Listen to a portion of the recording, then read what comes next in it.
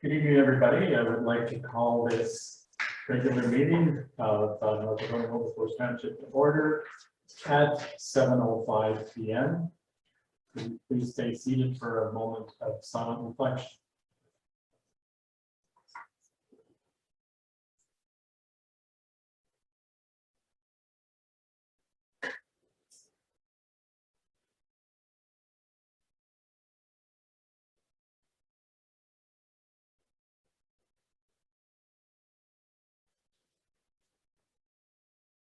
Thank you very much. We'll move on to the mayor's address.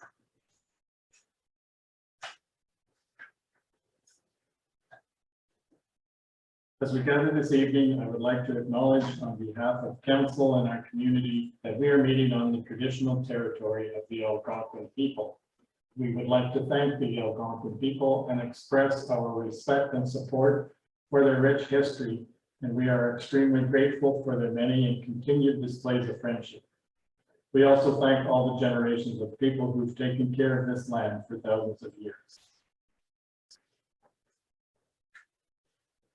After a lengthy discussion at County Council, it was decided that the county would proceed with the interior winter games planning and preparation.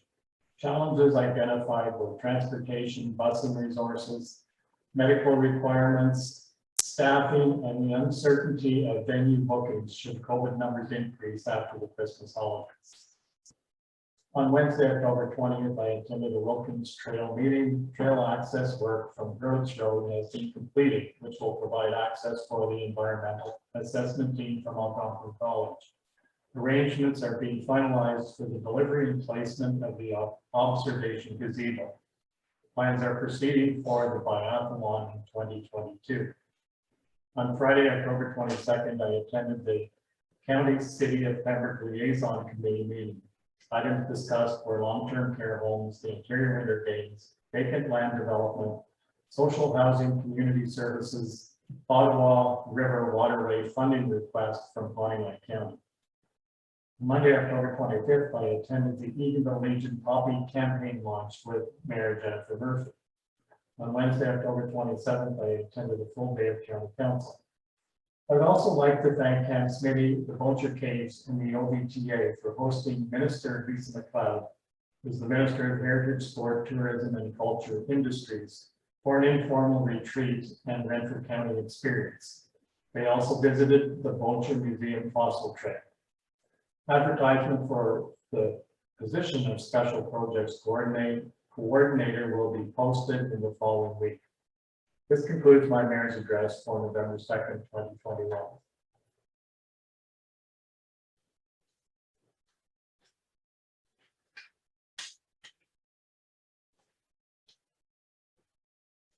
Also included, but I don't think I will read the whole County Council summer report, but it's there for council to read through.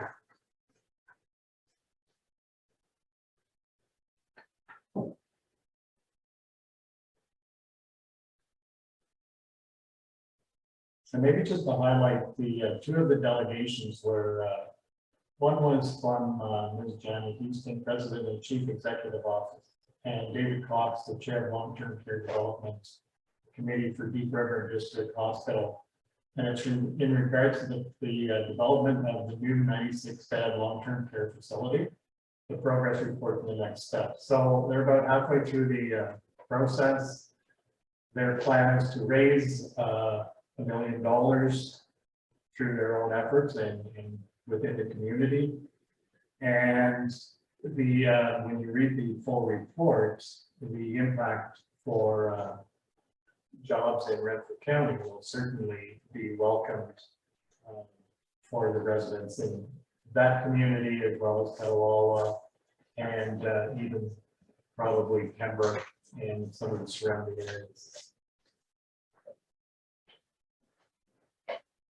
So I have a resolution that the November 2nd, 2021 mayor's address be accepted as presented. Moved by Councilor Becky Schoenfeld, seconded by Councilor Robinson. Comments or questions? Councilor Buckle. Yes. Councilor Robinson. Yes. Councilor Reddish-Onko. Yes. Yes, that's carried. Thank you.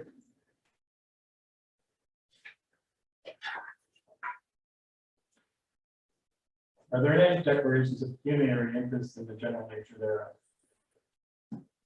Seeing none, then I'll need a mover and a seconder for the adoption of the minutes of the October 5th, 2021 public meeting and the October 19th, 2021 regular meeting minutes to be approved as presented.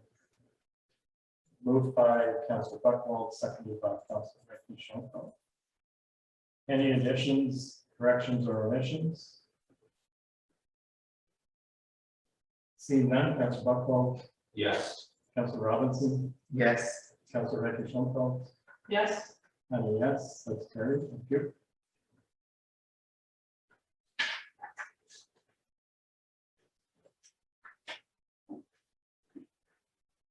And I'm very pleased tonight to be able to welcome Ray Bonenberg, who is the chair, I believe, of the Community Futures Development Corporation of Renfrew County. And he's going to do a little presentation for council tonight. So Ray, if you're all set, please go ahead. I am, Your Worship. Thank you very much for inviting us. Council may be aware that I had the privilege of presenting to County Council on September 29th with our staff, and Mayor Brose has outreach to share similar information, but more pointed towards North Algona Wilberforce Township. Going to introduce folks on the call with me. So Diane McKinnon is on our call. She's our Executive Director.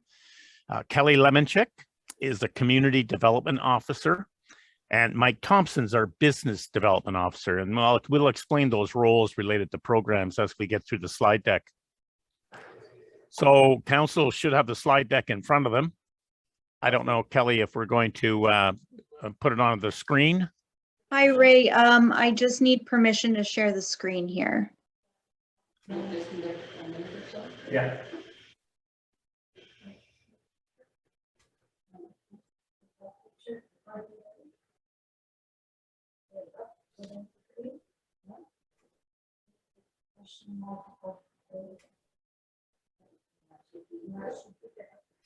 So you should have permission, Kelly. There we go. I'll get started, and we will obey the time limit, and we've got an opportunity afterwards of some questions and answers and some dialogue, hopefully at your pleasure. So this year, the Community Futures program celebrates our 35th anniversary. We were going to have a little party that got halted because of COVID, but we're planning to have one. You'll be invited. Originally established to assist small and medium enterprises that are unable to secure all of the funding that are required from traditional financing sources, CFDCs work to eliminate barriers hindering the development of their community, improving the quality of life in their community by creating and maintaining jobs, diversifying the economy by supporting entrepreneurship and business innovation. Each community future covers a well-defined rural area, usually a county. Our mission is to provide support to businesses, community-based development, and to create and maintain employment in Renfrew County. Community Futures programs designed to support business and community-based development in the county by focusing on three key objectives: providing support for community projects, maintaining a sustainable loan program for small and medium-sized businesses, providing business counseling services, information seminars, and workshops. And I'm going to explain each of these in more detail as we move on the presentation. We can fund projects up to $300,000 from the startup costs to a business expanding with the purchase of equipment and real estate. We'll also assist businesses with working capital needs. Our loans have a scheduled monthly payment structured to repay the advance in full over a period normally not to exceed 10 years. I also want to point out that our loans are open and can be repaid in whole or part without an interest penalty at the time. So if somebody sells the business or they have a relative wanting to invest money, they can do that. We may be the sole lender in a project or work in partnership with a traditional lender. A success story, so this is important, folks, a success story to a bank is when they keep a client for life. And for Community Futures is when a company becomes bankable. So there's a big difference in our objectives. While our mandate is to provide assistance through our loan program to businesses or for projects considered to be a higher risk than a traditional lender is prepared to consider, we still follow practice of proper due diligence when considering an application. As an example, we consider, will the loans be adequately secured, not necessarily dollar for dollar? Is there acceptable management skills in place? Is the business located in Renfrew County? The information provided from credit bureau reports is important. Does the business model make sense and appear to be viable and sustainable? And finally, does the loan help create or maintain employment? Unlike a traditional lender, all applications received by Community Futures are reviewed and approved locally by a board of directors. And it's a great board, by the way. And the supervision is handled at the local level with our incredible staff. We consider applications from most industries. An application will be considered on a number of levels, including what impact the business has on our community. Does it play a major role in the local economy and the effect on employment, just to mention a few issues that are part of analysis of an application, and it can go in depth. Having the knowledge of the local economy and understanding the impact of our decisions on the community allows us to make very informed decisions. And a lot of times we don't make them lightly. We can structure the repayment terms of a loan to assist with a company's cash flow situation and the seasonality of their business. We are more flexible on how we lend against the value of security. In most cases, we are second beyond a traditional lender or real estate being offered as security. Since inception in 1986, we're very pleased to point out Renfrew County Community Futures advanced over $41 million in Renfrew County from an initial investment by the Government of Canada of $5.4 million. So this is all money that has been made basically by good investment decisions. Leveraged dollars are funds invested in a project from sources other than Community Futures loan proceeds. These may include owner's investment or other traditional loan proceeds. The loan loss provision expense, and we're expected to take risks higher than banks. As a percentage of loans over the past 5 years is 0.22%. So it is quite low, but it is acceptable to have a loan loss. The reason for this low percentage is the working relationship we have with clients and our nimble ability to work with them through difficult times. In March 2020, for example, when times were filled with so much uncertainty, our local businesses faced one of the most difficult situations to navigate. Before government relief funding became available, we were first on the scene with our own relief loan option. We deferred principal payments with forgiven interest from April 1st to July 31st, 2020. Feedback from our clients was incredible. Specifically, this is amazing. Community Futures could help me so quickly. I didn't know what I was going to do to keep my business open. And you mean I don't have to make a loan payment and interest is not being charged for the next 4 months? That takes a lot of pressure off me. Thank you. And finally, without Community Futures being there to help, I was going to close my business. My bank said I did not qualify for CEBA. Since there are several towns and villages through Renfrew County, we've grouped the number of locations based on local economic impact. And we do serve the entire county. Sometimes there's higher requests and different years from different areas, but this gives you a snapshot of some of the communities served. You would be involved in the Golden Lake, Greater Eganville area. This chart reflects the impact of our loan program by industries throughout the county over the past 35 years. While percentages reflected on the chart are the 8 most subscribed industries, we've also supported agriculture, education, and healthcare. Now, Mayor Brose asked us to zero in a little bit more on North Algona Wilberforce. And as you saw from a previous slide, we tracked the level of support being injected into communities. With this slide, I want to show you the breakdown of funding provided over the last 10 years to businesses specifically located in North Algona Wilberforce. So you can see and of course, a lot of these there's more retail than there is recreation, let's say. So the percentages would be higher. Business advisory services are a core element of the delivery of Community Futures. Our professional staff are experienced and knowledgeable about local market and understand the challenges faced by those businesses. Business support includes one-on-one counseling at no charge. Workshops include personal financial literacy, events and webinars hosted by Renfrew County Community Futures or in partnership with other development agencies across Renfrew County. We partner closely with Enterprise Renfrew County, for example. From April 1st, 2020 through August 31st, 21, Renfrew County Community Futures made 285 referrals, hosted 13 seminars, held 596 counseling interviews, and impacted 155 jobs through business counseling and support alone. Now, 596 counseling interviews is a boatload of work, folks. So it's an awesome group we have doing that. Now, under normal circumstances, we'd actively visit our clients through the year to discuss the health of their business, plan capital expenditures, future planning, or succession plans. We'd also share information on new products, funding programs, upcoming workshops.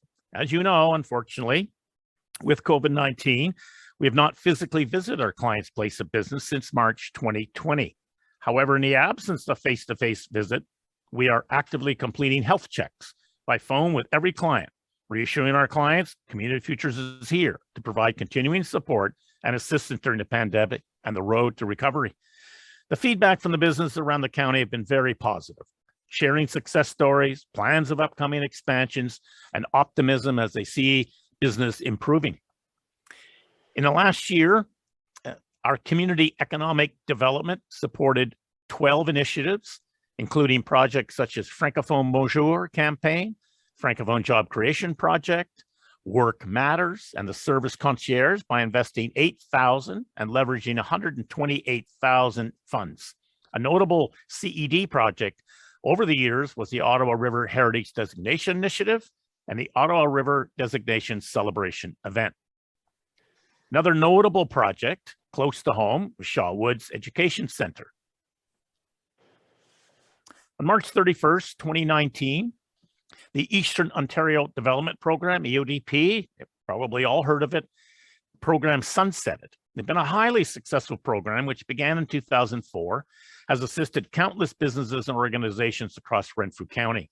Notably, the EODP funded the seed money to Algonquin College for them to do an economic impact study that resulted in the Board of Governors approving the build of their new campus. It also contributed to the broadband and cellular efforts made by EORN. So there's some noticeable EODP projects in North Algona Wilberforce that are success stories. And here they are here, the Deacon Boat Watch Washroom, Snow Country Snowmobile Association. So there's been lots of impact locally. The Rural Innovation Initiative, Eastern Ontario, RIO, was established to support the transition and growth of traditional small, medium enterprises, manufacturers, and communities into the new rural economy, driving direct investments by private companies in innovation, capital, producing aggregate local and regional effects. You can see the funding there. Ben Holcomb received funding through RIO for the successful implementation of the Edger in-feed system to change the movement of lumber to a machine that unscrambles, lifts to a higher elevation, and separates each piece to prepare to put through an existing 3D scanner that will identify the exact amount of lumber to edge. Project leveraged more than $700,000 into the local community. And I can share, I was one of the reviewers, regional reviewers of RIO applications from everywhere east of Durham, and a lot of excellent applications. I remember reviewing this one, and there was a lot of competition for the funding. So we did very, very well in helping local businesses. To summarize from previous slides in the presentation, you can see other notable economic development projects that's taken place in your township. We've received many testimonials from our clients. Shown here are a few. More can be found on our website. It's surprising how many clients we actually have, in the hundreds that we've maintained. So that's really it. And we'd open it. Thank you very much. And we'll open it up back to you, Mayor Brose, for how you want to handle the next step. Thank you very much, Mr. Bonenberg, for that excellent presentation. Certainly interesting to see the great support you've provided to Renfrew County, and in particular to North Algona Wilberforce. And certainly want to recognize as well the success of your maple industry within our municipality. So I'll turn it over to you, council, for questions. All right, thank you.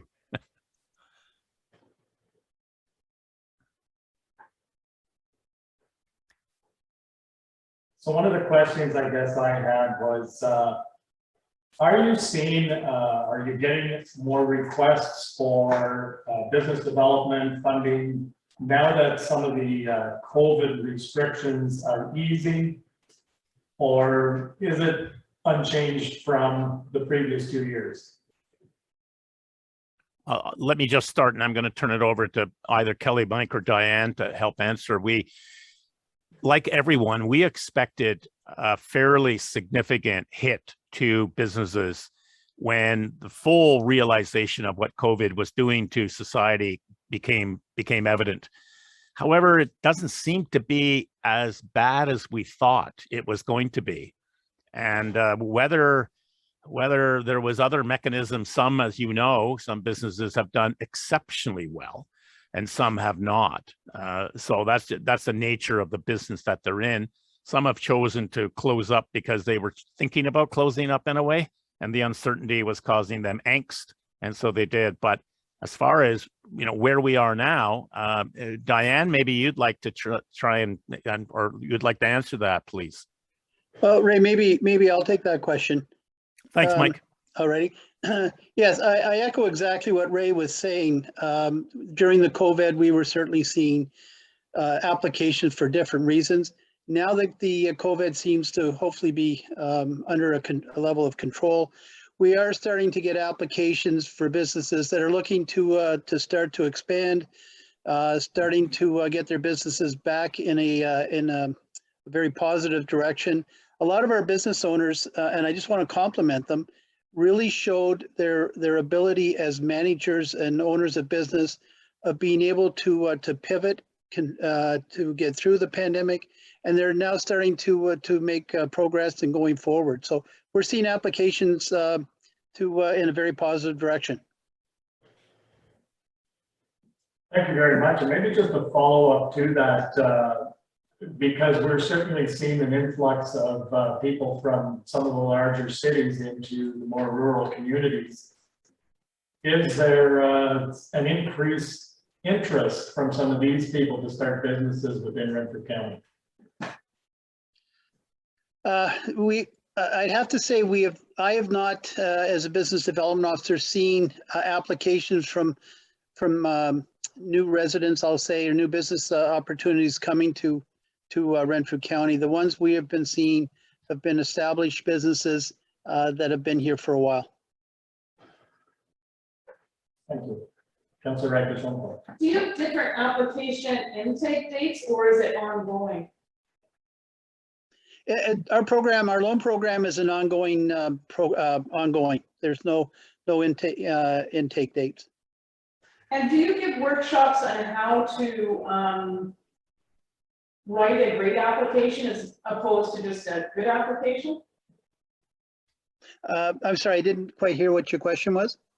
Do you do workshops on how to write like a great application as opposed to just a good application? Do you teach people how to write in a certain way to make them more successful? Mike, it's quality of application awareness. Right. We have in the past had programs to work with businesses on, say, writing a grant application. As far as the loan application, we have not actually had a program for that.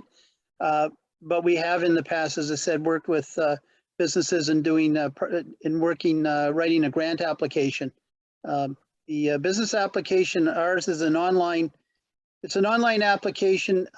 What we do when we get it, we use it as the starting point really to start our discussions with the client. It's we do not make our full decision just off of the application. It is the opening to research further with them. So that's really how we approach an application when it comes in.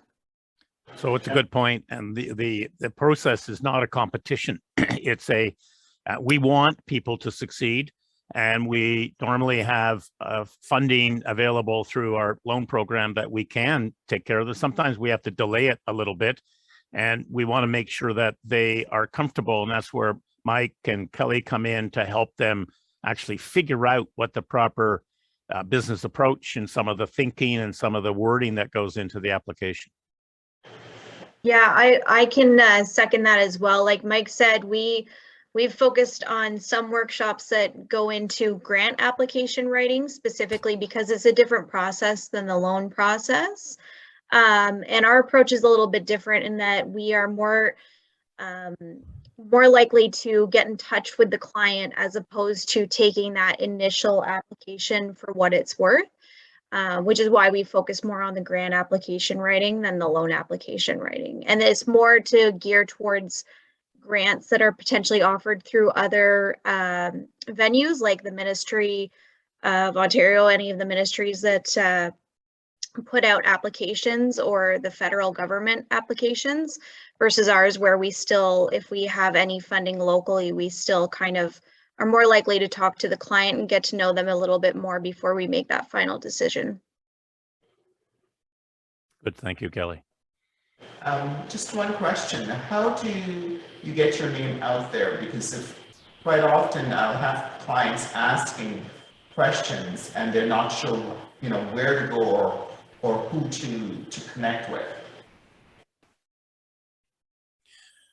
We use a number of different means. The various, when somebody goes to a bank to say get an app or to apply for a loan, if they're not successful with their bank officer will normally refer them to us. If the bank is not able to look after their requests either in whole or in part, we're on Facebook.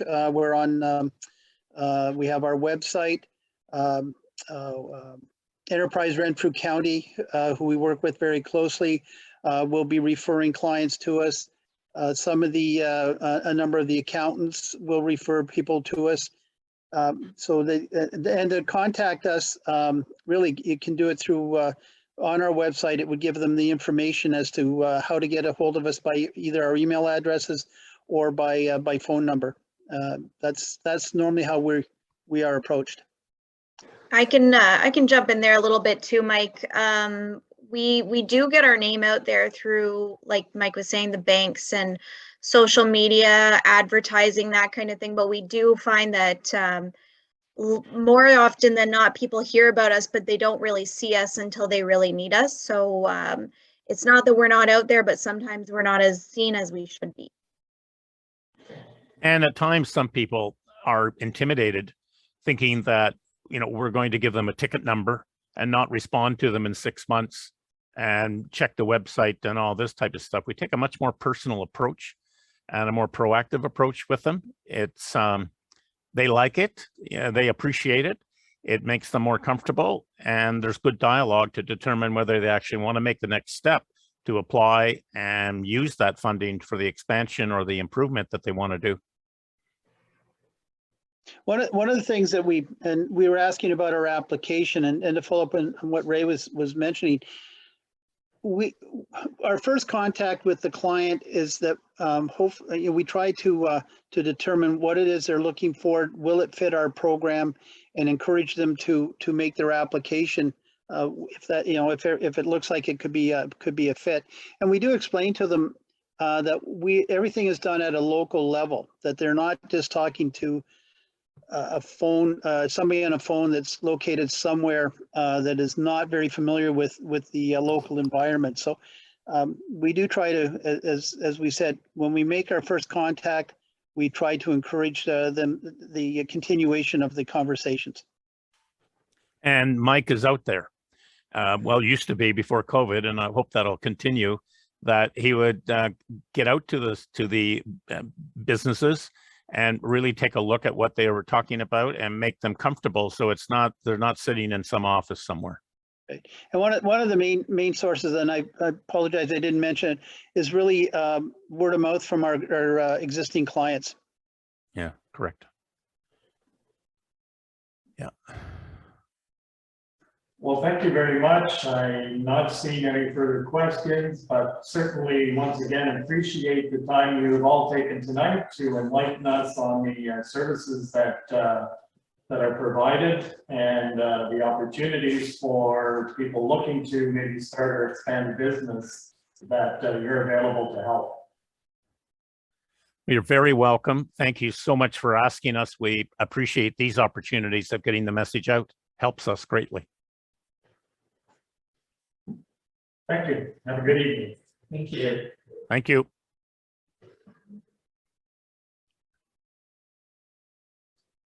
I have a resolution that council accepts the presentation from the Community Futures Development Corporation, Renfrew County as information. Can I have a mover and a seconder? Moved by Councilor Robinson, seconded by Councilor Schoenfeld.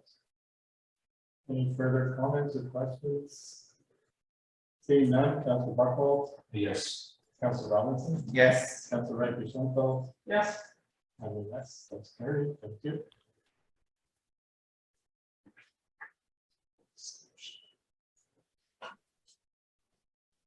Item number 7 is the Renfrew County Planning Services. I have a resolution that the council enters into a planning services agreement with the County of Renfrew Planning Department for planning services. Can I get a mover and a second? Moved by Councilor Buchwald, seconded by Councilor Robinson. Questions? Is this something similar that we have before? It's just a, They're providing the same service that we have presently, we just don't have an agreement in place. okay. And the county of Renfrew, they will be quite busy in the next few years with reviewing and updating comprehensive zoning bylaws for a number of municipalities, including ourselves. So that's why they want the agreement in place, just so they can schedule the work that needs to be done. So when I was reading some of the additional information, and they talked about consents and the amount of monies, they're the same as before? Did they increase at all?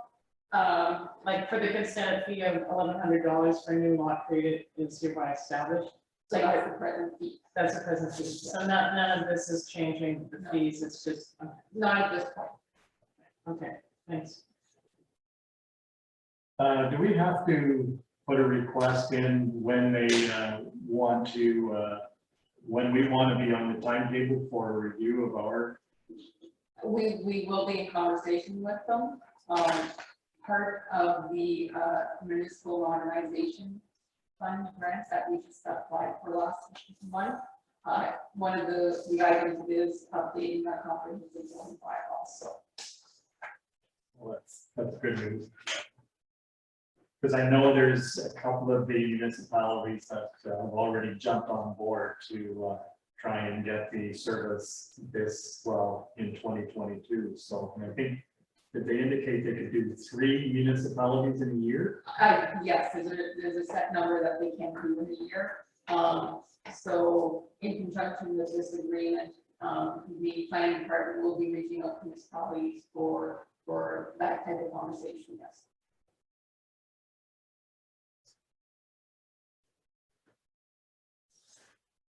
I know the county's put a lot of work into this, and this is something that one of the reasons why they've hired another planner in their department, because they anticipate that there's going to be an increased volume of work, especially updating these plans. And they're hoping to be able to provide, additional services to the lower tier municipalities. So I think it's a good step moving forward.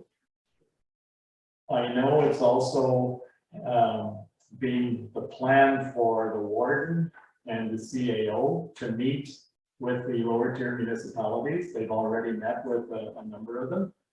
And they may be coming as a delegation to our next meeting.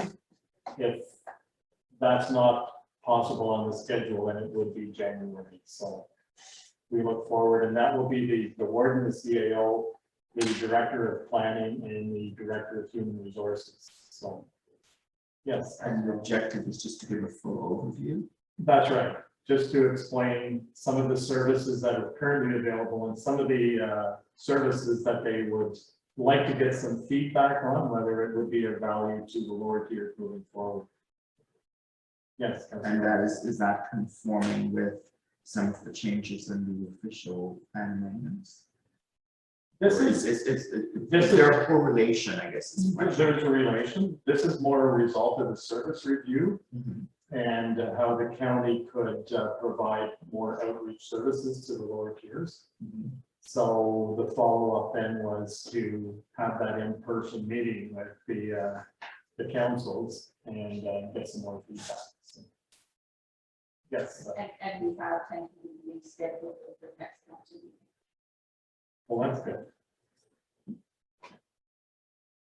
Any further questions on the planning services agreement? Seeing none, Councillor Buckwald, Yes. Councillor Robinson, Yes. Councillor Rick, Yeah. and yes, that's carried.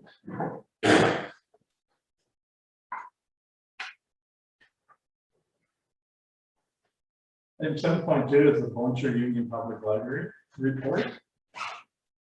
I have a resolution, council accepts the October Volunteer Library and CEO reports as presented.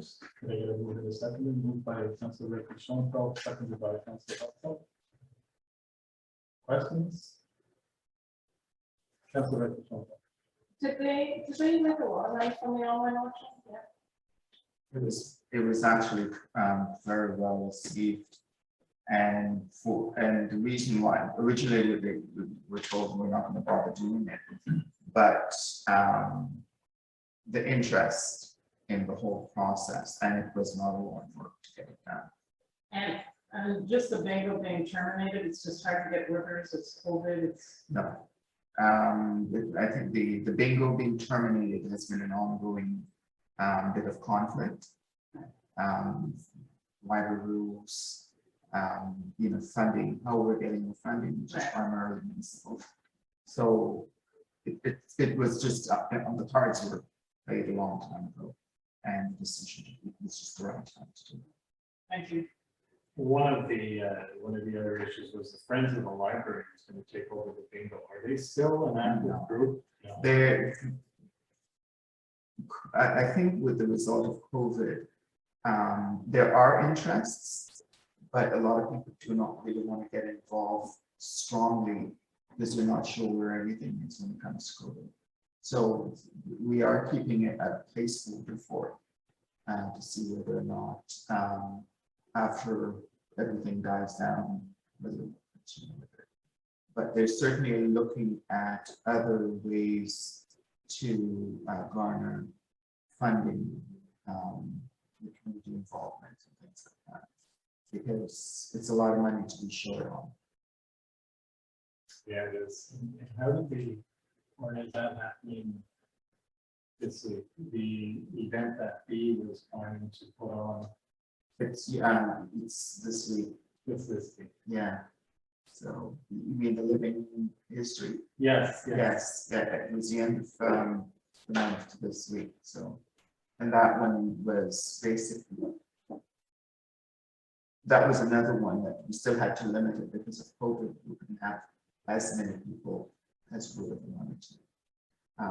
But one of the biggest thing that took place was we changed the way they did the book sale in August, and almost the dollar amount that they collected was just through the roof, because people just wanted to help, and not necessarily people from the community, but people that were just heard about it and came in. So there's definitely an interest in what is happening in the community.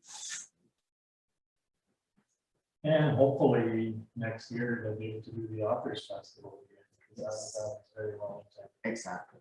And we have the authors already waiting. Very good, thank you. Okay. So call the vote, Councillor Buckwald, Yes. Councillor Robinson, Yes. Councillor Hector, Yes. yes, that's carried.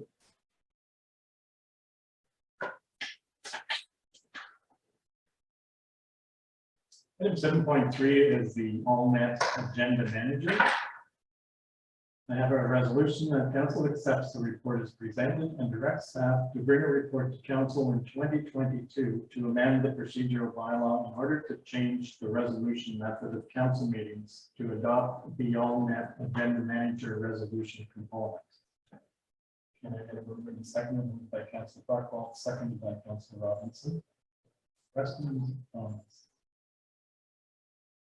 Councilor Rachel. So just for clarification, so the AllNet manager has a resolution component, right? But it's just contrary to our procedural bylaw. So it's still- It's not necessarily contrary to our procedure bylaw, but the way of recording amendments or amendments to resolutions, it doesn't offer that process. Like the AllNet manager doesn't offer that?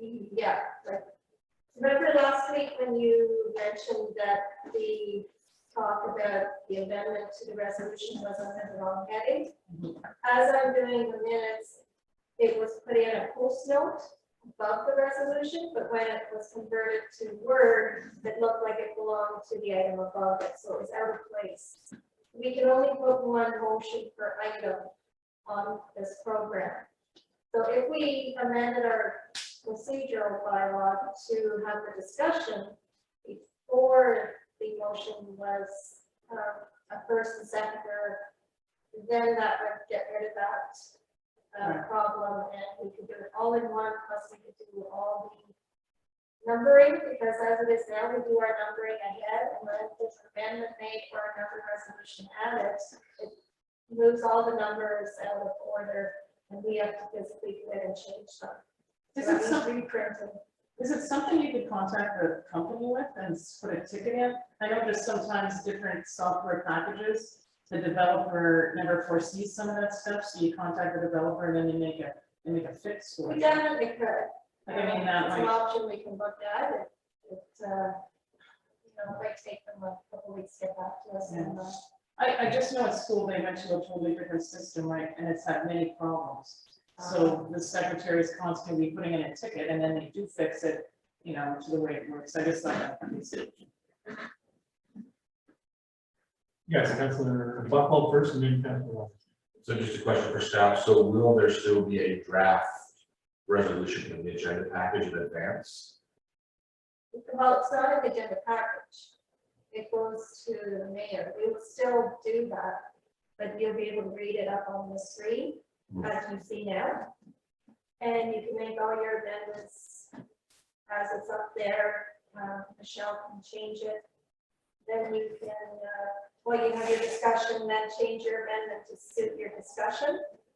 And then do a mover seconder carry, and it's done.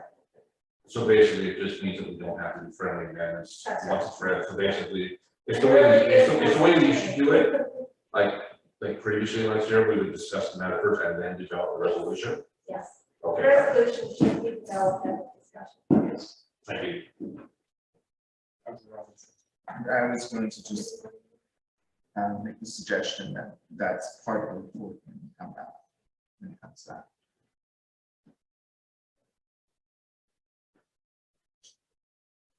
Okay, so all will vote, Councilor Buckwald, Yes. Councilor Robinson, Yes. Councilor Rachel, Yes. and yes, it's carried. Thank you.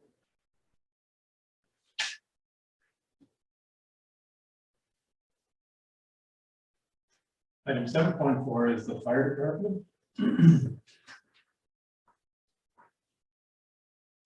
I have. You're going to bring the chief in? Okay. Just in case you want to ask any questions.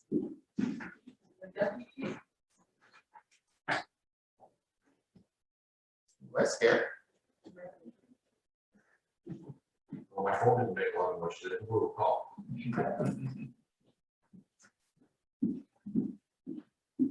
Yeah, that's good work.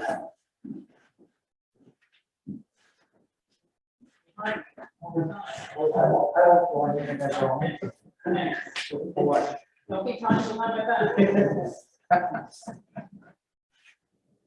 Good evening, gentlemen. So we have the resolution here that council accepts The proposal as presented and permits the fire department to proceed with the festival light display ceremony. So I'll turn it over to the fire department if you want to speak to it, or If he goes a little bit, he's talking about the whole thing, he doesn't know what. okay. So everybody's read the report? Yes. Yes, and basically it's, like I said, we've been approached by the business in the Golden Lake area, and we're looking to decorate that tree, just to build a little bit of community spirit. And we have it as an attraction. So we're looking for permission to tap into the Wilkins electrical supply. Right now, we're working on, we have the lights, we have the snacks and drinks. We're just looking for a way to get the lights up there. We're working on alternate methods. We do not too much right now, this isn't come through yet. Worst case scenario, we might need an operator in the high haul or a dump truck for a couple of hours, just to help us put the lights up and take them down afterwards if they need season.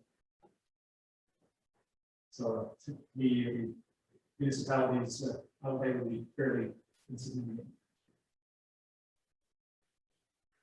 Just look for permission to do it. So I'll ask for a mover and seconder, and then we can get into a more in-depth discussion. Moved by Councillor Bucklow, seconded by Councillor Robinson. Comments? Councillor Robinson. I want to find out how tall is this tree? I'm estimating it's probably about 40 feet tall. It's true. It's a good It's a size. tree. It's a good tree, it's a good size, it's a nice shape, and it'll be very Christmas tree like. Well, it will certainly make a fashion statement. I like the idea. I think it's, as the report indicated, it's great to build some community spirit. I think we could even have a special night for the official lighting of the tree, and maybe even ask people to bring, you know, a donation to our food bank. Let's say attend the ceremony. Sounds like a good idea. We were looking at the last weekend, or the last week of November, or possibly the first week of December, somewhere in that range. Time to get ourselves organized. It's great, I think. Any further comments? Seeing none, Councillor Bucklow, Yes. Councillor Robinson, Yes. Councillor Reddish-Lawson, Yes, and I'm a yes. It's carried, so you're good to go. It's exciting. Hopefully it turns out. I'm sure it will. Item 7.5 is the consent application B 100/21 YE, and the staff report. Can I get a mover and a seconder? Moved by Councillor Reddish-Lawson, seconded by Councillor Bucklow. Comments or questions? Seeing none, Councillor Bucklow, Yes. Councillor Robinson, Yes. Councillor Reddish-Lawson, yes, I'm a yes, that's carried. That's good.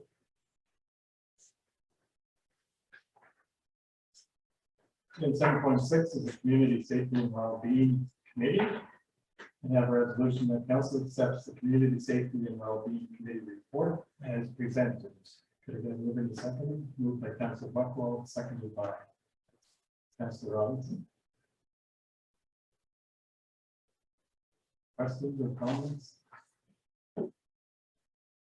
Seeing none, Councillor Bucklow, Yes. Councillor Robinson, Yes. Councillor Reddish-Lawson, yes, and yes, that's good. That's good.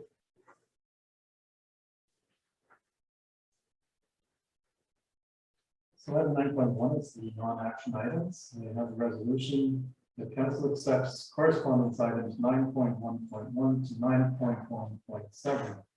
And I'm going to move it to seconded. Moved by Councillor Robinson, seconded by Councillor Bucklow.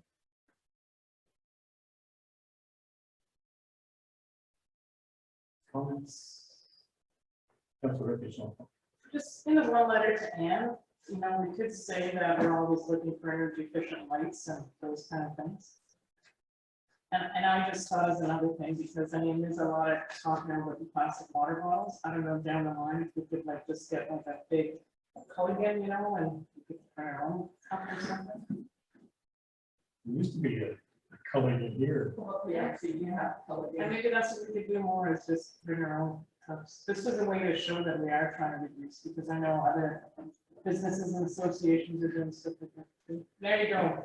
Your trendsetter, Mr. Buckle. There we go. He's always a chance. It's not water, but I certainly think we could follow through on that. Yeah, I think it's been brought up a couple of times. Yes, we can do that. I'll call the vote. Councillor Buckle, yes, Councillor Robinson, Yes. Councillor Reddy-Sundall, Yes, and yes, it's carried. Thank you.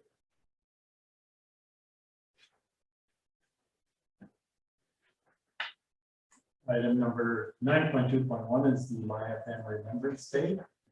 A resolution that council does not advertise with MyFM Radio Remembrance Day promotional messages, and that since their spots are still available to the township within the Heritage Radio Municipal Communications Package purchased in January 2021, council directs staff to use these spots to promote a Remembrance Day message. Yeah, I have a second, moved by Councillor Robinson, seconded by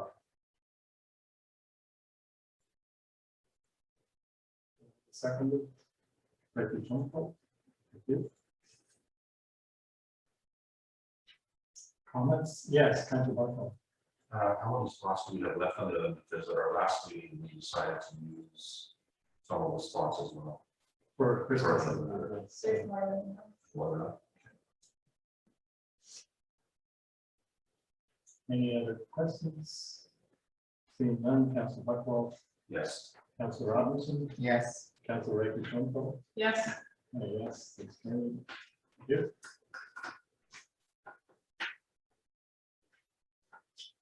Item 9.2.2 is a Remembrance Day wreath. We have a resolution that council directs the purchasing of a Remembrance Day wreath to honor the men and women that have served for this community and across Canada, and that the cost is not to exceed $200. So we have a move in a second. Yes, moved by Councillor Buckle. followed by friendly amendment. Okay. Seconded by Councillor Robinson. Councillor Buckle. My suggestion would be normally I know we do this at the Eodp region, but there is also a fair sized gathering at the Algona First Nations. Set on the same day. I think it would be appropriate to place something there as well. And I thought we did in the past. other years, yes, I usually end up going to the one in Eodp, and another member of council used to go to I went to the one after. the one in Golden Lake, yes. Yeah, last time. This way. We did too. Yeah. Did she go? I went the year before. I don't know if we did anything because of COVID. I think we didn't. So the year before then. I would make a friendly amendment that we do one at each location. But do you have to call? You must have to call. But I know when I went there, they had it set up. Yeah, we have to coordinate that with them. Based on the wreath pricing, would $200 cover 2 wreaths?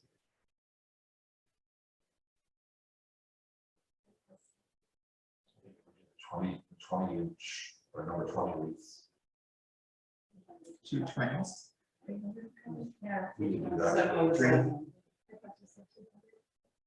I did say 200, but you're suggesting 300. 300 cover those. But 200 would be okay. 200 to cover both. Yeah, like the 20-inch reef times two. This one. That would be $100. First. The last year we had done 117. Okay. That's the one we had done last year. Or not, let's just do 2 wreaths, 2 of the number 24 wreaths. Okay, so what was that? So we'll need to put 12 on the resolution. We go with the number 24 reef. Mm-hmm. If that's what we've done before, efficiently done. I think the number 20 reef looks good, it's cheaper. I like it better. I do like the V in it better. Yeah, There is one of these, the 27, the promise, Who's that? Oh, yeah. Maybe, and I think that's 117. Maybe it's so much. Maybe too late for another one. so yeah, that's number 24, I think. And we've gone to number 8. So side connect would be able to. The other one. Yeah, it doesn't actually does someplace. 20. I like 20 better. Yeah. That's my personal choice. And I would still think it's under 200. The only change I made is the council directs the purchasing of 2 remembered state routes. That we're still within the $200. Okay. Or Good, okay. Councilor Buckles, Yes. Councilor Robinson, Yes. Councilor Red Sonko, yes, and yes, it's carried. Thank you.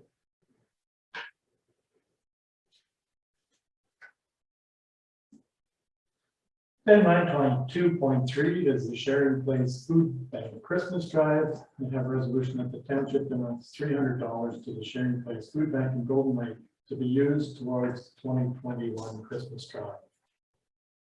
Can I get a move in a second? Moved by Councilor Buckle, seconded by.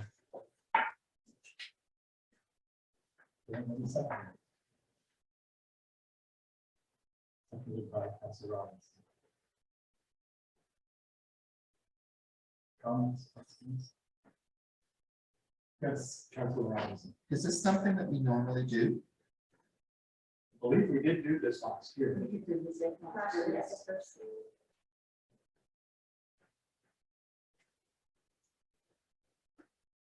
I think last year did we not purchase some gift cards for it? Or did we just donate the money? I believe we donate money. Okay, Yeah, because I think last year was the first, was one of the second year that they were inception. no, that was their first Christmas Right. since they established. Yeah. Any other comments? Councilor Robinson. I'm just thinking that not that I'm not supporting it, but I think we really need to engage the community in the drive itself. That it's not because then it doesn't appear that we're just handing out money. And that's why I thought we could certainly use the Festival of Lights to really promote the food drive as well. And something like that could go on our, like, the social media. Yes. right? Yeah, I mean, not saying you could do this, and I don't know if you could or not, could you just have a box in the foyer, like with the batteries there, and they just say food drive, and you could even put that, I don't know if that's COVID friendly or not, but. We did that last year. Yeah. Amongst ourselves, it's that also. okay. So maybe you can have that on the Facebook page too, when people are coming by to do something. And that, what Councilor Robinson has, that's kind of good to put on the website too, that colorful page which says what they This is need. their, Right. Yeah. That is on our social media. Is that on the It is? website? yeah, okay.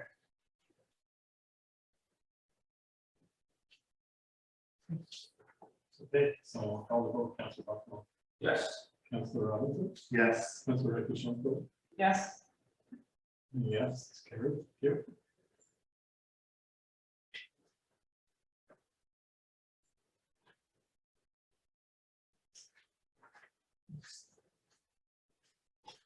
Before we moved on, just one other comment. Could you find out if they have where money can be sent to them? Okay. So that if somebody wants to e-transfer funds, that it's easily accessible at that point. Do they have that's the question, do they have any transfer accounts? It's very easy to set up on Gmail.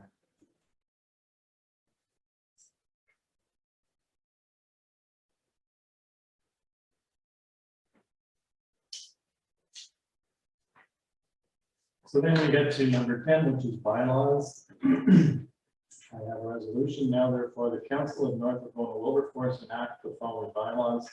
Bylaw 2021-62 being execution of an agreement with Francesca Susan Hawkins. Bylaw 2021-63 is shoreline for Todd Andrew Martin. And bylaw 2021-64 is the agreement for Todd Andrew Martin. And I'm going to move in a second by Councilor Buckfall, seconded by Councilor Robinson. Questions or comments? Seeing none, Councilor Buckfall, Yes. Councilor Robinson, Yes. Councilor Wright-Bishontfeld, Yes, and that's carried. Thank you.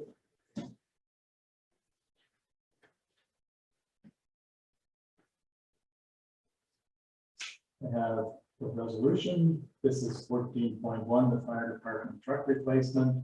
The council accepts the fire department cost cutting update as information. Can I go move in a second, please?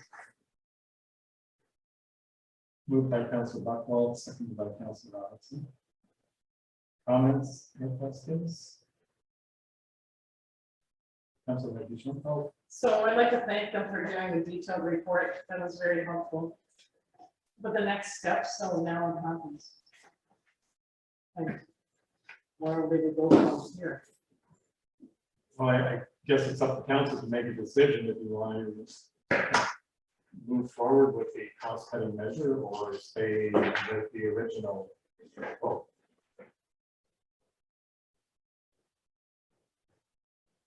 Councillor.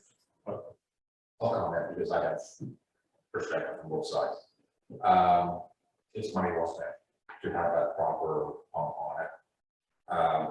From an operational sense, as well as a redundancy sense down the road. We've got situations that we may not have a truck available to actually fill that truck that we can dedicate a scene. This truck will be able at times to fill itself if need be. That's worth the expense right there. And to put in,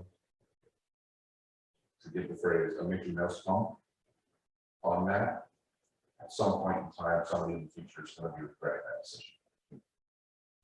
Having used trucks with both, this pump is the way to go. Right? It's not an extravagance, it's not something wrong, it's just the right way to do it as opposed to the half way to do it. Yes. Yeah, I just wanted to point out that, obviously, I agree with Councilor Buckle. The pump that's there that we're looking at, which was the higher of the two options, is actually mid-range from we could put on the truck. It's the smallest one that we could put on and reliably say that it's doing a good job. If we put a full-size 1050 1,000 gallon pump on it, we'll do a great job, but it's not necessarily what we need. So this is more of a mid-range rather than being high end range. My only question is then when you're refilling the tanker, will this pump also draft to fill, or do you still use the transfer pump? So it will draft. Can draft. Well, If needed. maybe it can draft. It won't be as fast as a full-size pump, but it will certainly do the job. Yes. Currently, none of our tankers can actually fill themselves. Correct. Get an emergency if a pump fails. Because again, they're the ones that were done without that intention. Right. Any other questions? There wasn't a significant savings going to the other options, so I think it makes sense. Do we think we'll get approximately 2 more years, possibly 3, out of the old one before the new one arrives? We're gonna have to. Yeah. Then as required on.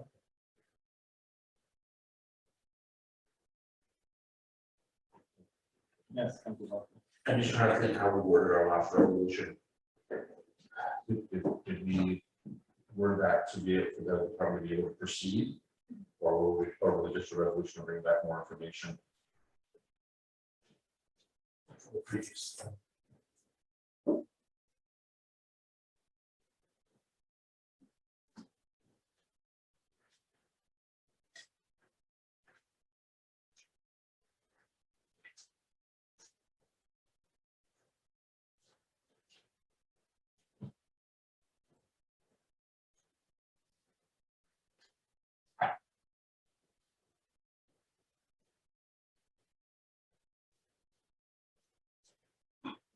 We have resolution with the fire department proceed with the replacement of 9739 for the fire apparatus of the fire department as presented at the October 19, 2021 council meeting.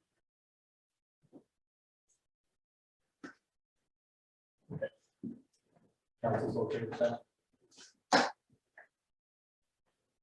Okay, so I'll call the vote. Council Bucknall, Yes. Council Robinson, Yes. Council Reddish-Uncle, Yes, yes, carried. Thank you.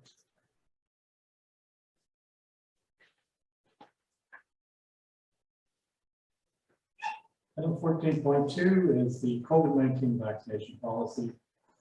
Resolution, council directs staff to bring forward a formal vaccination policy to the next regular meeting of council. And they were the seconder. Moved by Councilor Bucknall, seconded by Councilor Robinson. Comments? Councilor Bucknall? I'm just looking at the policy that was brought back, and it appears to be the same one that was presented at the last meeting that we requested changes to. I believe it is the same policy. And I think we can, well, it's certainly up to council. What I heard from the last meeting was that there was a concern about should the vaccine be mandatory?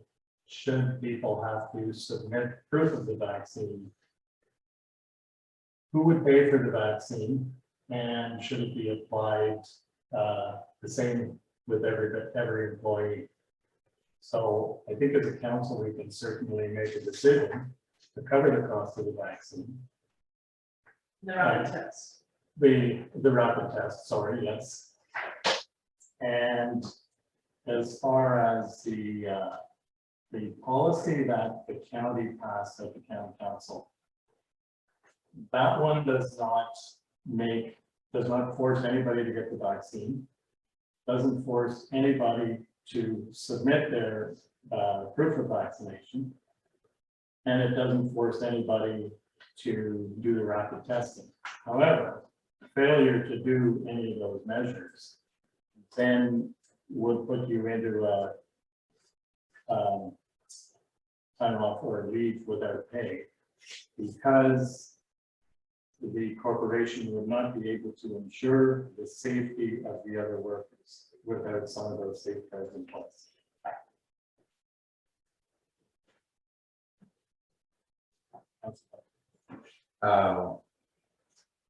I'm afraid I have to disagree with their interpretation. Because again, as we discussed at the last meeting, even if you are vaccinated, you can still transmit, you can still carry. So making it about health and safety, I believe, is a red herring. Because it doesn't stop it. Yes, there are benefits of being vaccinated. I fully admit that and I accept that. But anything that discusses anything that's potentially disciplinary or affecting a worker's employment, such as leaves without pay, loss of employment, any of those things, I am 100% against.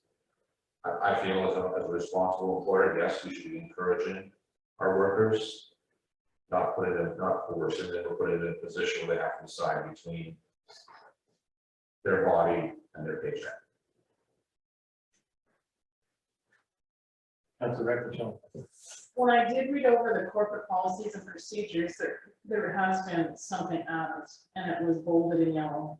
Yeah, it didn't really say anything about workers, it was more like for council members. For council members, we required to complete a rapid antigen test, submit the results to the deputy clerk or designated 48 hours prior to attending the person in the county function. So at some point in time, the county had put that in for council members. So I'm thinking when council members go to county council, there's probably some council members that weren't vaccinated, so they had added that. So that was a change that wasn't there the last time I saw the corporate policies and procedures. And I do agree with Councilor Buckwell also. I mean, the whole idea is keeping people safe. Everybody's safe. I mean, I guess I would be in favor with the rapid antigen test. And like to me, that's, it could be costly to the township. However, if the person wants to participate, that's what they have to do. I really don't think that that is a terrible thing for the person to do. I mean, that's what we're doing in a wonderful word of education for sure. Shortly, we'll have to do it 3 times a week as opposed to just 2 times a week. And yes, it's provided by our employer. I mean, and there's other things that I think are equally important. And like, I guess I was a little concerned when it was said that during office hours, the people that are doubly vaccinated within our office aren't wearing masks. So to me, that's kind of counter to what it should be. Yes, maybe if you're in your own cubicle, but I know like where I go to work, everybody's wearing a mask all the time. The only time we're not wearing a mask is when we're drinking or eating. And if we're drinking or eating, we're sitting at the end of the table and it's that far apart. And I think that's just really important because we know even though you're doubly vaccinated, doesn't mean that you can't get it. There was a guy that was playing hockey in a gentleman's league. Everybody in the league apparently was supposed to be doubly vaccinated and he died. So, I mean, he probably had some of the underlying health issues, but to me, wearing the mask, sanitizing our hands and doing that distance is very, very important. And even if you're doubly vaccinated, it still should be important. I would certainly agree. And one of my questions at county council was, and you're right, most of the changes in the county policy were in regards to how would county councils be treated, because we're not the same as full-time employees that show up there every day. So that's why there was those amendments made to the policy. But my question was, without having the proof of vaccination or somebody doing the rapid tests, how can we ensure that another coworker in the workplace could not or could submit a refusal to work because the environment is unsafe? And that's why the county has drafted the policy the way they have, because they've added it past their lawyer. So the lawyer took into account the Health and Safety Act, as well as the human rights and any of the other legislation that would apply. And that was why they said that, you know, if you don't want to take the vaccination, that's fine, then you have to do the testing. If you don't want to submit your proof of vaccination, that's fine, then you have to do the testing. If you decide not to do the vaccination or the testing, then you would be on a leave of absence, but their policy does not say you would be terminated. It says you would have to do the education components. And I mean, my hope is, and the Ford government has indicated that maybe by the end of March, we will be able to move forward to a more normal environment. Their big worry is, and their big concern is what's going to happen over the Christmas holiday season. And will we see spikes in numbers or outbreaks, etc. So, yes, Councilor Robinson. We've been going on the protocol right now where, you know, we come in, we have a mask on. I don't think that should change for multiple reasons. You walking around without a mask is saying, oh, well, I'm fine. And that's a false sense of security, because we don't know what is being transmitted as we go around. So if we're following that protocol right now, and yes, if we're putting these guidelines, you're not pinpointing anyone as we move forward. And we can stipulate that this be reviewed in March when before government has done a decision. And I think we're doing our due diligence by doing that stuff. Now, like if we have people that aren't vaccinated for whatever reason, I mean, they should feel comfortable in doing a rapid test. It's not gonna cost them anything, and I would have to say, they are probably the safest among us because they are doing the rapid test, you know, once or twice, or maybe sometimes 3 times a week. You know, and like at school, one person sends out the information, you know, and then basically you do the test, you date it, you put your name on it, you take a picture of it, and you send it to that person. And you've got a time window to put it in, right? And if you don't, and the other part to be added, if you choose not to do it, you click on another thing and you choose to say why. Like, you know, like, I think it's all about keeping people, like, decreasing stress level and keeping people healthy. And like, you know, like we talked about it last time, the masks, the hand sanitizing, the social distancing, to me, is as important as getting the COVID shot. Because the COVID shot isn't 100%. We get it and we're great. No, it's not. That's not true. You may get less sick, and everybody says that's the thing. You may get less sick. It's not going to prevent you from getting COVID. It's not going to prevent me from giving it to another person, right? And so I think just because we double vaccinated, we still have to do those things. Wear the mask, sanitize, social distance. And the, That be added to it. the county policy says testing once a week, which I think is more reasonable. I mean, the other thing too is, in education, we got a whole bunch, because I'm double vaccinated now, but I wasn't at the time. You get a whole bunch of kids. So truly, if I was feeling sick, like just say you're doing it once a week, let's just say we're saying, anybody coming here, you're doing it once a week. But if I had a kid and I was feeling sick or felt I was exposed, I would probably just test myself and say, and realistically, it would be nice if everybody had a test kit and just randomly your number came up and you tested yourself. You could be asymptomatic, you know, but you're the one doing it. And I know it could be a financial burden, but hopefully we get COVID monies, and maybe just, I know a number of people, just because it's a hassle, you have to do it, you know, they're like, okay, forget this, I'm just gonna get it done, you know, so. That's about all. And I don't even know how much of an issue it's going to be, because I haven't canvassed any of our staff. I haven't canvassed any of our firefighters to find out who has had their shots, who hasn't, because again, I don't believe that's any of my business. So it may be a moot point. Having said that, I wouldn't be able to support a policy that might benefit somebody down the road, whether it's a new employee or having a policy in place that it started, and that's my concern. Right.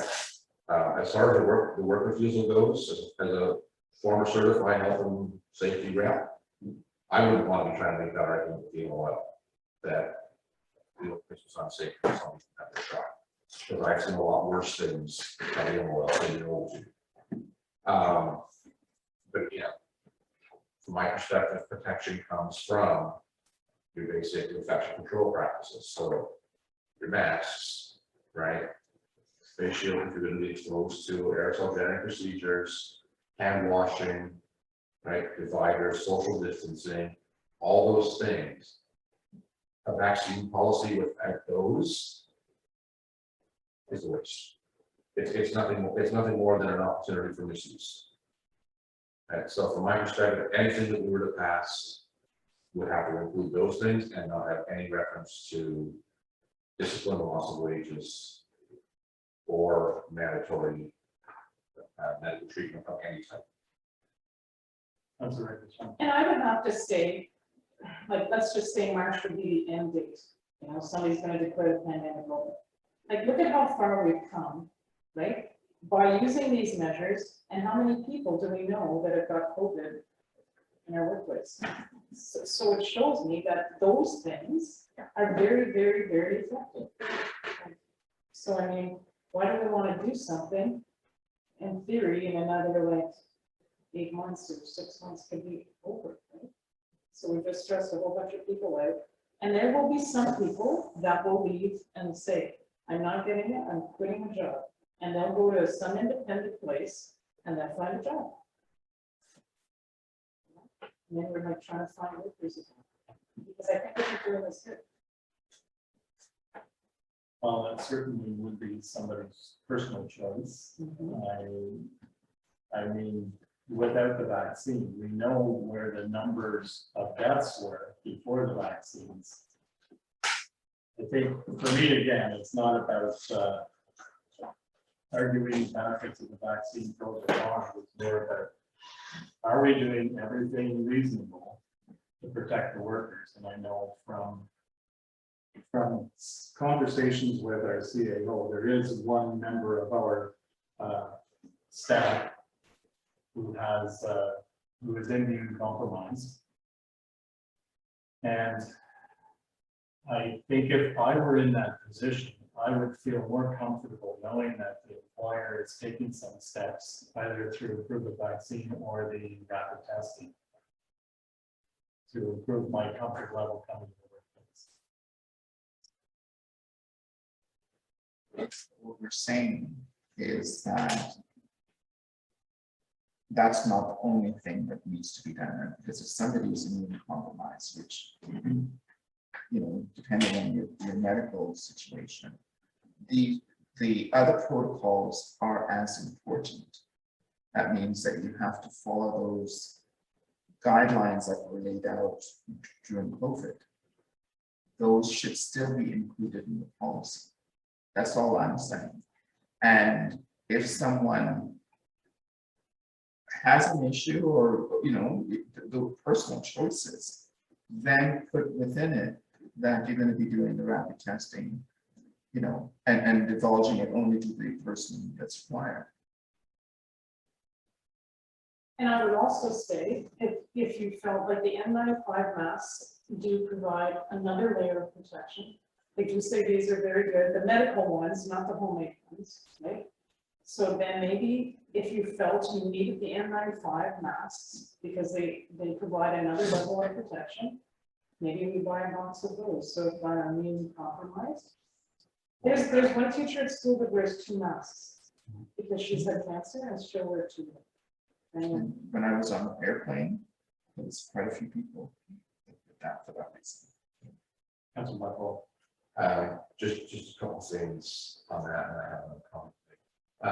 The mask, yeah, those masks, they're not meant to protect the wearer, they're meant to protect the people around. N95 is meant to protect the wearer, and to wear an N95 mask, you need to be fit tested. That's right. So, and again, those things will have to be done in the proper supply, facial hair policy and all this.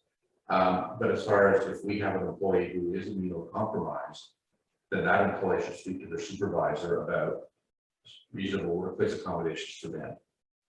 Right, if they require an accommodation for their medical safety, then we as an employer have a duty to accommodate that through any step short of undue hardship.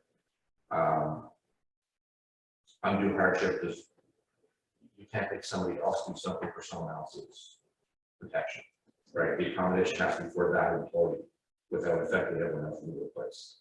So if we have an employee in that position, and I don't want who it is or what it is, that needs to be a matter that's addressed as a workplace accommodation and not as a policy here that is really unrelated to it. Because that then runs the potential then of ostracizing that employee. If you put something in like this, well, it's because of so-and-so has this need. Well, now what have you done to single out that person when their accommodation should be private between them and the supervisor? So I understand the concern that was raised with the employee, and that's fine. I'm not worried about their comfort level. I'm worried about their actual protection. And telling someone that they have to have a vaccine or they'll come into work, or until you're vaccinated, say, you know, you're not going to get paid. That's not helping the other employee. Like that's a real world comment. That's not a legal theoretical. But the policy that was brought back to this meeting is something that I will not support. So is what I'm hearing that you would like staff to bring it back with the additions of masking still being part of masking and hand washing and the social distancing being part of That policy. the policy. Yes. And the deletion of the item here that refer to pay without leave or anything else that we need to consider as punitive or limiting their employment options. And there also is some good educational videos on the internet. If you wanted an educational component in there, that could be something that everybody could watch and then you just tell your supervisor I've watched it. They're not like long or anything. And the county has one too that anybody can access. So I mean, and sometimes there are useful pieces of information for both the people that are double vaccinated and the people who, you know. What I'm hearing is we're deferring this over the next meeting. I was expecting a different draft to come to the tonight based on our discussion at the last meeting. And I would have to agree when I read it and then it was dated, then I kept thinking, well, what are we doing here? And then the only thing I felt that was different was those yellow bullets on the county corporation ones and I still thought we were just merely working on a new policy as opposed to our policy.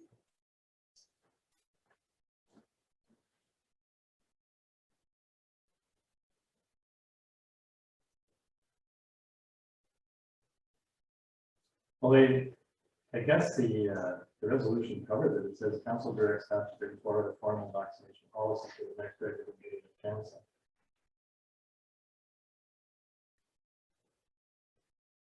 Councilor Buckland? Yes. Councilor Robinson? Yes. Councilor Reckenschaften? Yes, Yes, that's carried. Thank you.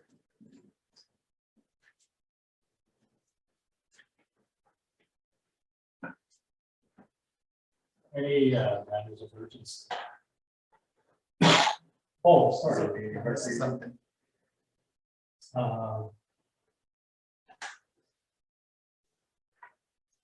New business. Recreation Committee.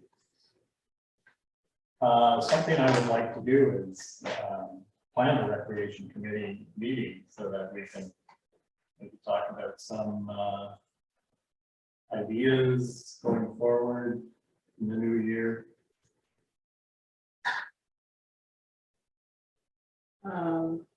that's a great idea.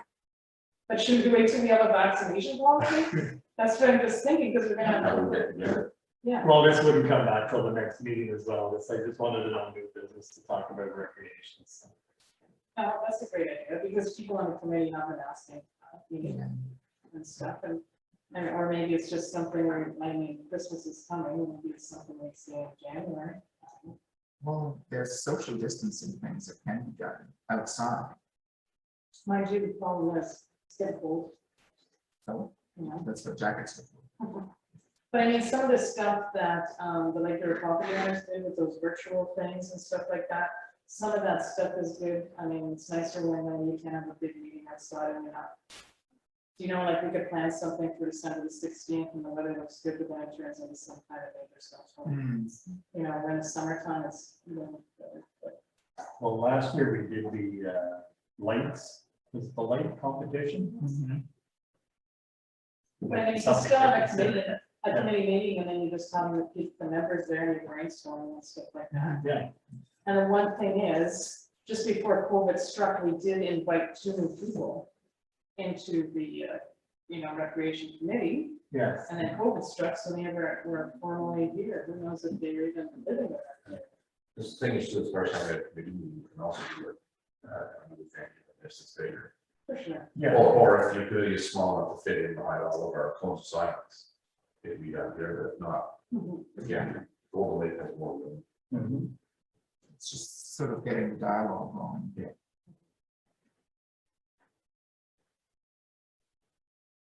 I mean, you can even do Zoom or Google. Yeah. Doesn't necessarily, especially when you're just trying to brainstorm and stuff.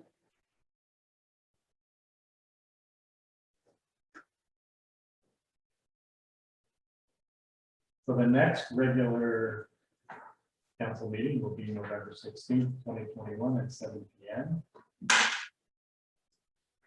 And 14.5 is budget 2022. So council is asked to provide budget priorities to the clerk prior to November 16th, 2021 council meeting.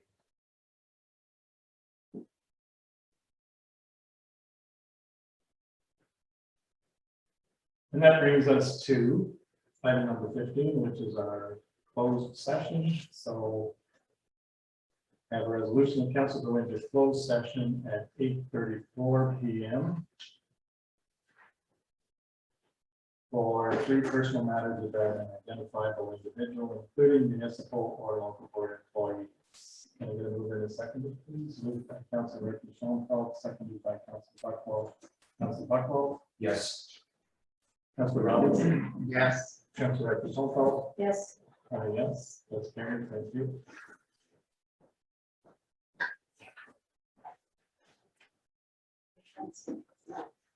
Is our confirmatory bylaw. That resolution of bylaw 2021-65 being a bylaw to confirm the proceedings of council for November 2nd, 2021. Madam Mayor. We have a couple of reviews coming up, close. Oh, okay.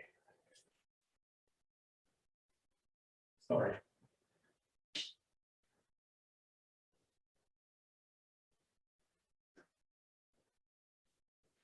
You want that?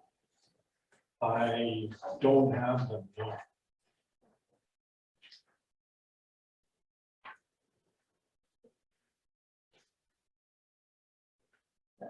Just want to do them on the screen.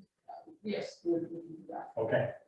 The resolution that staff take action as directed by council in closed session regarding the resident complaints. Moved by Councilor Robinson, seconded by Councilor Buckwell. Councilor Buckwell, Yes. Councilor Robinson, Yes. Councilor Ricky Schoenfeld, Yes. and a yes. Okay.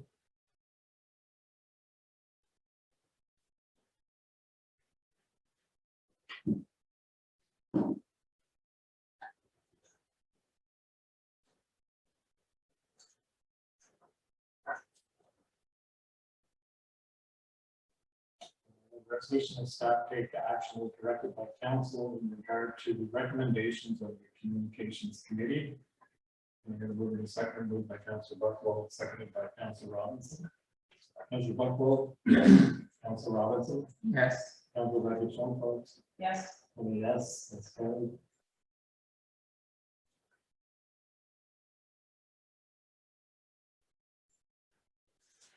And now our confirmatory bylaw.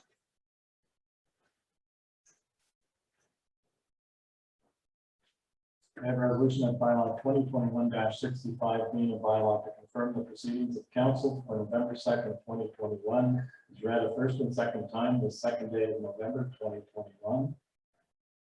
Moved and seconded, moved by Councilor Ricky Schoenfeld, seconded by Councilor Buckwell. Is read a third time and finally passed the second day of November 2021. Councilor Buckwell, Yes. Councilor Robinson, Yes. Councilor Ricky Schoenfeld, Yes. and a yes. Carried. Thank you.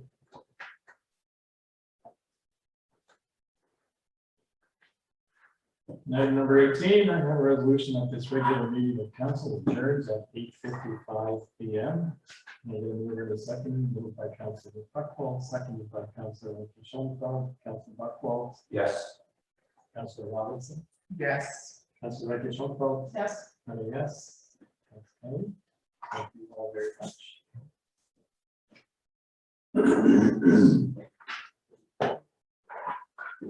I would have thought Andrew would have a big Maple Leafs jersey hanging behind him. Austin Matthews has scored twice tonight, so we're doing good. There you go.